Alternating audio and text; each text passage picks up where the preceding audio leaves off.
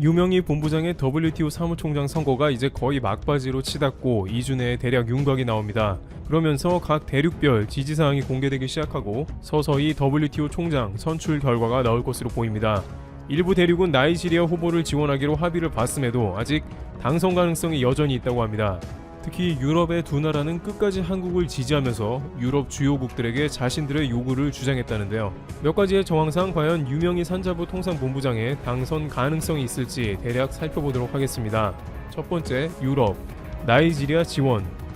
외신들은 현재 유럽연합 27개국에서 대략적으로 유명희 후보가 아닌 나이지리아 응고지 후보를 밀어주기로 했다는 보도를 내보내고 있습니다. 프랑스의 국영통신사 AFP는 WTO 사무총장 결선에서 소식통들은 EU가 오는 27일 공개적으로 응고지 후보에 대한 지지를 발표할 것이라고 전했습니다. 유명희 본부장이 코로나를 뚫고 유럽에서 오래 머물면서 각 나라들을 직접 설득한 바 있으며 대통령과 장관들도 전화를 걸어 적극 한국 지지를 요청한 노력이 있었음에도 다소 실망스러운 모습이 나오자 네티즌들은 유럽이 아프리카를 지지한 것에 대해서 의문을 나타내기도 했습니다. EU 회원국들은 이날 첫 회의에서는 합의를 이루는 데 실패했으나 이후 다시 모여 나이지리아 후보를 지지하기로 합의했다고 했습니다. 한국의 기대와는 다르게 유럽에서는 아프리카의 관계를 생각해서 아프리카에 명확한 자신들의 지지를 표명할 필요가 있다면서 이에 적극 나이지리아 후보를 밀었습니다. 유럽은 아프리카와 지리적으로 가까운 데다가 역사적으로도 밀접하게 경제적 교류를 하기 때문에 아프리카를 밀어줘야 한다고 답했습니다. 한 유럽 소식통에 따르면 다자 간의 질서를 강조하기 위한 강력한 신호이자 아프리카에 대한 명백한 신호라고 강조했다는 것입니다. 또 다른 EU 외교관들은 유럽이 아프리카를 지지한 것은 유럽의 핵심 국가들이 아프리카를 지원했기 때문이라며 프랑스와 독일, 스페인, 이탈리아, 네덜란드 등이 오콘조 이웨알라 후보를 지지했다고 설명했습니다. 일각에서는 유럽 주요국이 아프리카를 지지하는 데다가 스가 내각이 한국 낙선운동을 적극적으로 펼친 것도 하나의 원인이 되어 있을 수 있다고 지적합니다. 일본 정부는 공식적으로는 한국을 지지하지 않겠다는 말은 안 했지만 다수의 외교 소식통들을 비롯 일본 언론 등은 한국을 지지하지 않는 것은 물론이고 낙선운동까지 했다는 것이죠. 따라서 일본의 움직임이 유럽에도 다소 영향을 끼친 것으로 충분히 생각할 수 있다는 것입니다. 그러나 한국 입장에서는 다소 아쉬움으로 남는 것이 아시아의 주요 국가들이 선뜻 한국을 지지하지 않은 것이죠. 물론 일본과 중국이 지지하지 않았다는 게 그들의 평소 모습을 보자면 이상할 것은 없습니다만 다른 대륙들은 컨센서스를 통해서 대륙별로 서로 밀어주고 표를 던져주는 모습이 나왔다는 것이죠. 아프리카는 나이지리아에서 후보가 나오게 되자 적극적으로 아프리카 출신 후보를 밀어주게 됐습니다. 유럽 역시 자신들의 의견을 결국에는 통일해서 대륙의 합의를 이뤄내 WTO에 전달할 것입니다. 그런데 아시아는 일본이 앞장서서 이웃나라인 한국을 배제하고 나이지리아를 지원하는 형국인 것입니다. 일본은 심지어 낙선 운동까지 했으니 사촌이 땅을 사면 배가 아픈 이웃들 때문에 골치가 아픈 상황인 것입니다. 그런데 이 와중에 한국에 아직은 희망적인 소식이 남아있으며 심지어 당선 가능성도 있다는데요. 두 번째, 유럽에서 끝까지 한국 지지한 나라들. 우선 유럽의 두 나라는 끝까지 남아서 한국을 지지하며 유럽연합 전체의 결정을 반대한 것으로 전해집니다. 특히 동유럽 국가들과 발트 3국, 라트비아, 리투아니아, 에스토니아는 초반에 한국의 지지를 밝혔습니다. 이들은 대략 7개국인데 WTO에 성안을 보낼 때 EU 중에 7개국은 한국을 지지한다고 넣어달라 요청했습니다. EU가 27개국인데 약 10여 개국 정도 한국을 지지했으며 EU의 결정문에 의문을 품어 초반에 협상이 길어졌습니다. 하지만 결국 대부분의 나라는 EU 공동체에 속해 있어 한국보다는 EU의 영향력이 훨씬 큰 상태이고 프랑스, 독일 등 주요 국가가 압박을 넣고 있는 상황이니 어쩔 수 없이 나이지리아를 지지하게 된 것입니다. 그러나 파이낸셜 타임스에 따르면 헝가리와 라트비아는 저녁 회의까지 합의를 해주지 않았다고 전해집니다. 그들은 EU 주요국 결정에 반대를 했으며 자신들은 한국이 WTO 총장으로 적합하다는 의견을 냈습니다. 원래 EU는 애초에 이번에는 전체 컨센서스 합의를 하지 않고 개별 국가 의견을 반영하겠다고 한 것도 이들 국가들의 반대한 원인이 된 것 같습니다. 앞서 7개국의 의견을 반영해달라는 요청도 그것이죠. 그러나 프랑스, 독일, 스페인 등 주요 국가들은 결국 다른 나라에게 압박을 가해 컨센서스를 도출했습니다. 유럽연합에 속해서 혜택을 보고 수출입을 진행하며 경제 공동체로 가려면 약소국은 어쩔 수 없었을 것입니다. 유럽 주요국들은 당장 아프리카와 무역에서 얻는 것이 한국보다 훨씬 크기 때문에 한국은 제외했다는 것이고 일본의 방해까지 더해졌습니다. 그럼 헝가리와 라트비아 등 한국을 지지했던 나라들은 왜 그랬나 궁금해지는데요. 우선 이들 동유럽 국가들과 발트 3국 등은 한국이 많은 투자를 진행하고 경제 협력이 잘 되는 국가들입니다. 한국의 주요 대기업들을 중심으로 10년 전부터 가전제품 점유율을 비롯해 자동차에 이르기까지 현지 공장으로 고용을 창출해내고 한국은 이들 국가를 유럽의 수출 허브로 삼기도 했습니다. 코로나 방역을 한국에 도움을 받은 나라들이기도 하죠. 특히 헝가리는 작년에 있었던 다뉴브강 유람선 침몰 사고에 발벗고 나서서 실종자를 수색해 주었기 때문에 한국은 이에 대한 감사로 코로나 방역 도움을 주고 진단키트 등 지속적인 방역 협력을 갖기도 했습니다. 그러다 보니 아프리카와 오랜 경제관계를 맺고 있던 유럽 주요 국가들은 다른 태도가 나올 수밖에 없습니다. 역시 팔은 안으로 굽는다는 식으로 자신들의 나라에 확실히 도움이 되는 나라를 미는 모습인 것이죠. 하지만 그럼에도 불구하고 아직도 유명희 본부장의 WTO 총장 가능성은 완전히 사라진 게 아니라는 겁니다. 세 번째, WTO 선거, 미국과 중국의 행보. 바로 WTO의 베토 국가로 불리우는 미국이 어떤 결정을 내릴지가 주요 변수로 남았다는 것입니다. 특히나 대통령이 누가 되느냐도 매우 중요하다는데요. WTO를 사실상 파토내고 있는 트럼프 정권에 대항하여 유럽은 아프리카를 밀고 있기도 합니다. 미국은 WTO의 정책 중에 국제 무역론자들을 경계하며 아프리카 후보가 이들과 너무 가깝다는 것입니다. 게다가 중국의 1대1로 자금 등을 등에 업은 아프리카 WTO 총장이 나오면 더욱더 미국은 불만이 큽니다. 안 그래도 미국은 최근 WTO 무역 분쟁에서 중국에 패한 뒤 더욱 반중 성향을 보이는 상황입니다. 따라서 미국이 적극적으로 한국을 추천하면서 WTO 총장에 나이지리아를 반대하게 되는 경우에는 상황이 급 반전되는 경우도 나오게 되는 것이죠. 특히 바이든이 당선되는 경우에는 유럽연합은 굳이 미국을 대항할 명분이 사라지게 되므로 미국의 한국 WTO 총장 후보 설득을 따를 수 있다는 것입니다. 또한 임기를 반반씩 나눠서 할 수 있다는 의견도 제시되고 있는 상황입니다. WTO는 최종 합의, 컨센서스가 이루어져야만 총장이 선출되는 구조를 갖고 있기 때문에 미국을 중심으로 한 세력들이 끝까지 반대한다면 6년 임기를 한국과 나이지리아가 반반씩 하게 됩니다. 또한 여기에 블룸버그는 중국이 WTO 총장 선거의 중대 변수로 떠올랐다고 지적하고 있습니다. 중국은 아프리카 1대1로 지원 등 여러 차원에서 아프리카를 지지할 것으로 예측되고 있습니다만 아직 구체적으로 아프리카 지지 의사를 표명치 않고 한국도 지리적으로 가까운 아시아 국가이기 때문에 막판까지 표를 던지는 데 있어 신중한 것으로 보입니다. 중국은 WTO의 베토 국가로 분류가 되고 있기 때문에 한국을 지지하게 된다면 막판까지 어떻게 될지 모르는 경합이 펼쳐질 것으로 관측된다는 것입니다. 일부 외신은 미국이 한국을 지원하고 있기 때문에 중국이 한국을 쉽게 밀어줄 가능성은 낮다면서도 막판까지 입장을 밝히지 않은 중국의 행보가 결정적인 역할을 할 것으로 내다봤습니다. 그런데 이렇게 되면 일본이 크게 곤란해지는데요. 아프리카 유럽은 나이지리아를 지지하고 나머지 대륙이 한국을 지지하게 되는 그림이 나온다면 일본 혼자서만 아시아 태평양 지역에서 돌출되어 나이지리아를 지원하게 된다는 그림이 나옵니다. 그렇게 되면 평소 미국과 같은 행보를 걷던 일본은 외교적인 패착을 두게 되는 셈이라 곤란해지겠죠. 또한 앞으로 아시아권에서 국제무대에 나갈 때 전폭적인 지지를 받을 수 없게 된다는 것입니다. 아시아인데 아프리카를 지지했으니 다른 아시아 국가들이 일본을 고립시킬 가능성이 있다는 것이죠. 보통은 같은 대륙을 밀어줘야 하는 게 관례입니다. 이와 같이 한국은 유럽과 아프리카의 의견을 정해서 다소 WTO 선거에서 밀리고 있습니다만 아직 미국이 대선이 끝나지 않아 본격적으로 개입이 안 되었으며 중국도 구체적인 입장을 아직은 밝히지 않았기 때문에 향후 상황이 어떻게 될지 지켜는 봐야 할 것 같습니다. 하지만 일부 네티즌들은 일본과 중국의 지지는 애초에 받지 않는 편이 결과적으로 좋을 것이라는 의견도 내고 있습니다.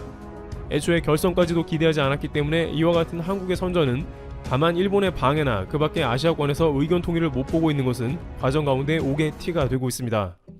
영업이익도 12조 3,500억 원으로 전년 동기 대비 58.8% 증가했습니다. 이는 스마트폰과 TV 가전 실적이 크게 개선되었고 미국의 중국 화해 제재 덕에 스마트폰과 반도체가 더 많이 팔렸기 때문입니다.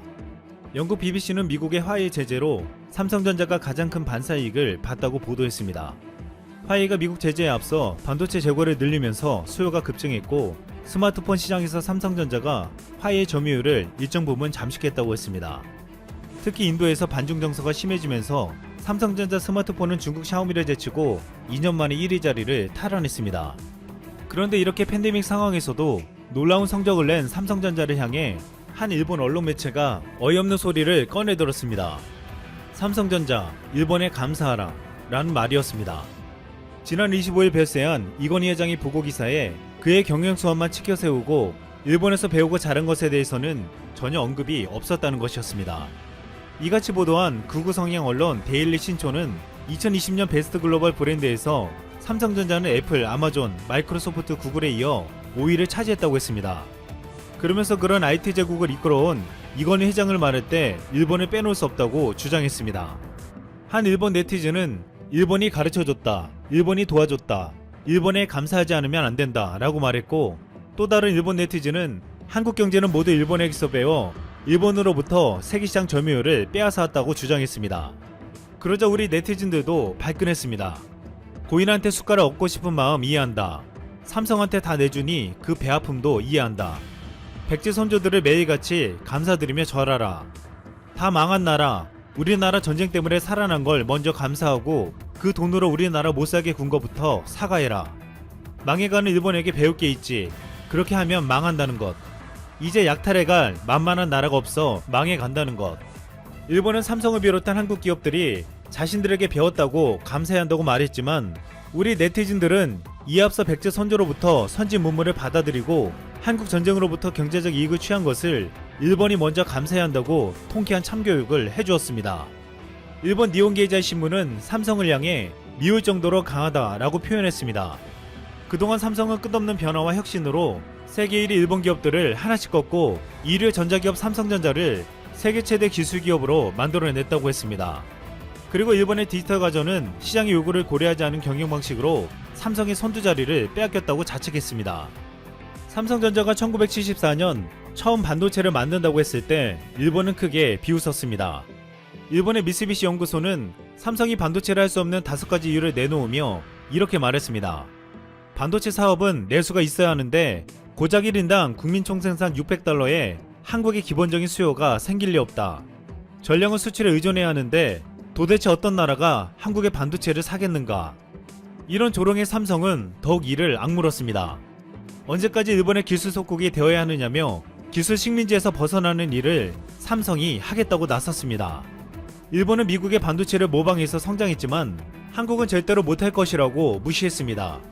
하지만 미쓰비시 연구소의 예상은 보기 좋게 빗나갔습니다.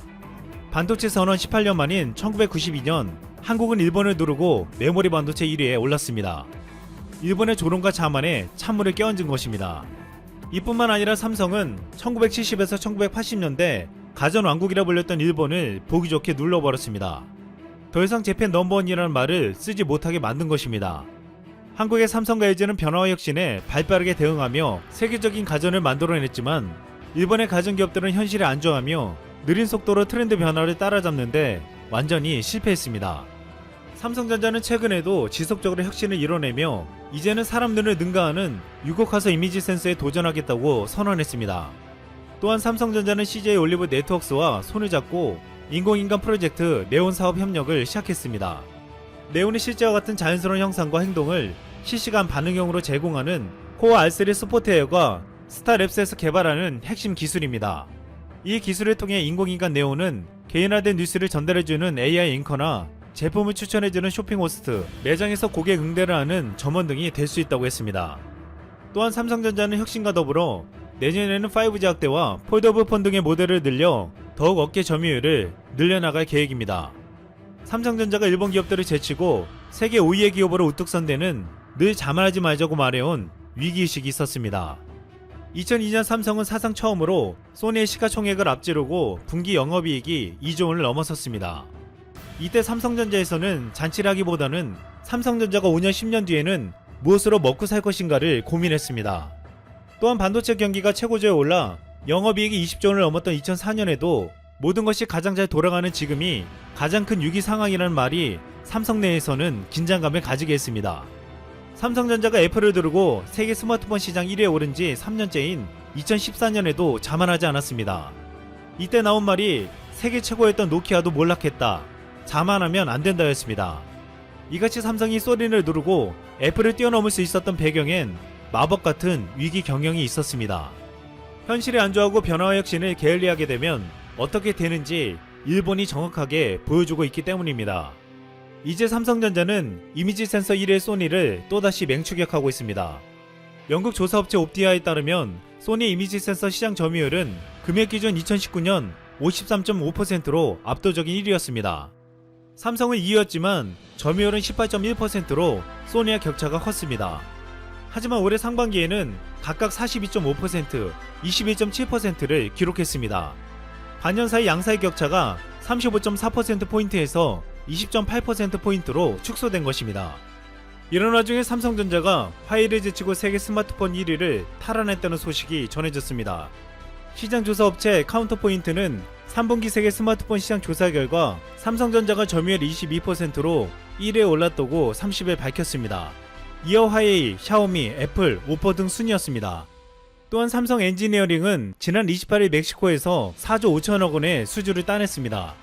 이는 단일 프로젝트로는 창사 이래 최대 규모였습니다. 이 프로젝트는 멕시코 동부 타바스코주 도스모카스 지역에서 하루 34만 배럴의 원유 생산 설비를 건설하는 사업이었습니다. 원유 생산 구김에도 정제시설 부족으로 석유를 수입하고 있는 멕시코 내에서의 국가적인 이목이 집중된 사업이었습니다. 지금 이같이 삼성전자를 비롯한 한국의 기업들은 위기 속에서 전 세계 기회들을 놓치지 않고 잡고 있습니다. 소니는 미국의 화웨이 제재로 인해 가장 큰 고객을 잃을 가능성에 미래가 불투명해졌는데 최근 야심차게 플레이스테이션 5를 1억대 이상 팔겠다는 계획을 발표했습니다.